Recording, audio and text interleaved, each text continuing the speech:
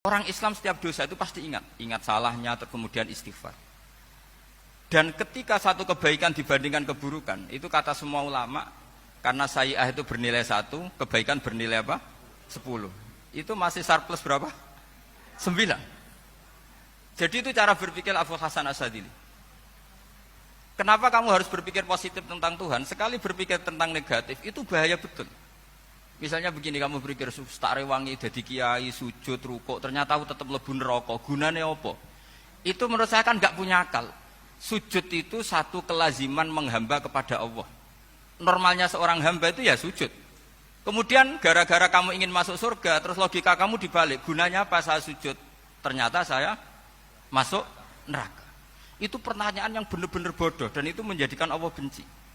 Logikanya dibalik begini. Ini saya ngomong serius karena ini bentuk kemenangan saya ini bentuk kemenangan saya. Saya berkali-kali ngomong di kota pelajar di Jogja karena banyak pengujinya juga. Bukan sekedar pendamping tapi penguji. Banyak yang profesor, bukan sekedar dokter, banyak yang profesor. Jadi ya ini dok. Begini. Saya pernah ditanya sama seorang dosen, Gus, saya ini ngaji hadis banyak, tapi ada yang saya tidak paham, yaitu mangkola la ilaha illallah dakhalal jannah, ada kalimat wa in zana wa in saraka. Meskipun pernah zina, pernah maling. Ini kan seakan-akan mentoleransi perzinaan dan pemalingan. Terus saya bilang, oh makna hadis itu seperti ini. Jadi kebenaran absolut, kebenaran yang mutlak itu tidak akan terganggu oleh status perilaku seseorang. Saya berkali-kali memberi contoh. Orang yang ditangkap KPK akan bilang 1 tambah 1 2. KPK-nya juga bilang 2.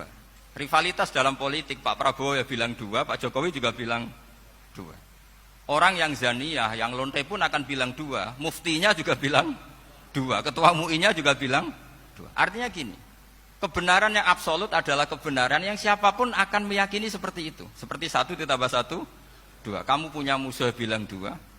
Kalau ibu-ibu ini punya maru ya marunya bilang 2 tadi tambah mama. Enggak tahu saya terjemahnya apa tadi. Nah, kebenaran yang absolut itu kebenaran yang siapapun pasti mengakui.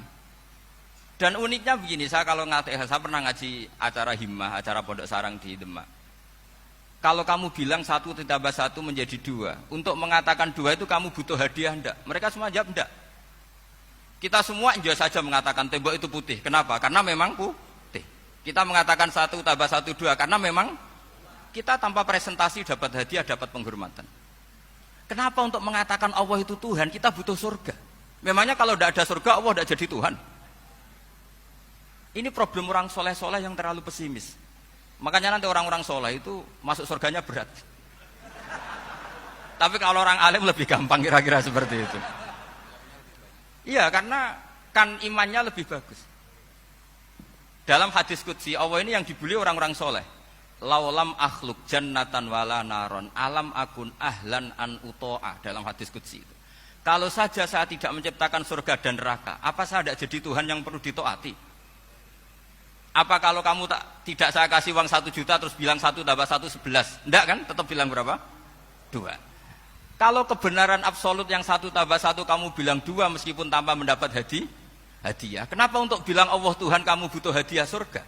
Itu kan serah ikhlas belas. Makanya saya terus mengajarkan ikhlas. Ikhlas itu bisa dilatih dengan akal, dengan pikiran, bil ilmi lah. Harus dilatih. Nah di sini ini momen atau makna yang mestinya harus difahami wa inzana bahwa kalimat ini sah meskipun dilafadzkan seorang yang pernah zina. Sama seperti 1 tambah 1 2 sah, diucapkan siapa saja sah. Dan siapapun akan mengucapkan itu secara ikhlas. Ini penting saya utarakan. Sehingga setelah ada firqah-firqah takfiri yang mengatakan orang megang keris itu syirik, ke kuburan syirik, ini syirik. Itu salah besar. Salahnya adalah tadi kalimat-kalimat atau kebenaran-kebenaran absolut ini sudah jadi sibghata wa man ahsanu minallahi sibghah. Kalimat ini begitu absolut di hatinya orang mukmin. Sehingga ketika terganggu oleh hal-hal yang adat istiadat kayak pegang keris, kayak apa, ini tidak mengganggu. Tetap kualitas iman ini di atas keyakinan adat membawa apa keris.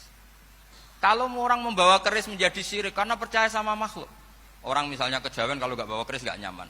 Orang kota itu kalau nggak bawa ATM juga nggak nyaman. Itu tidak dihukumi syirik. Kamu pergi lupa bawa HP nyaman ndak? Ndak, kenapa ndak dihukumi syirik?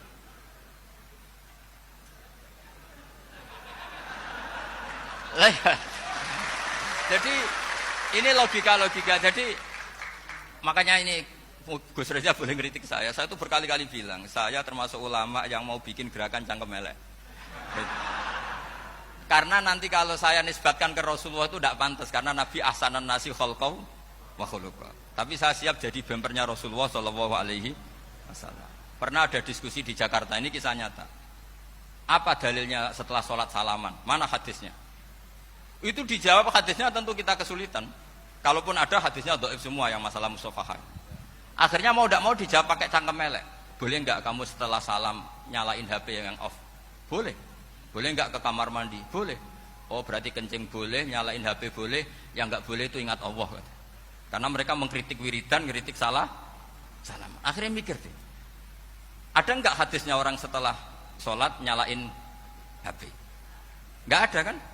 Tapi mereka nyalain HP enggak hambatan, tapi untuk salaman masalahkan.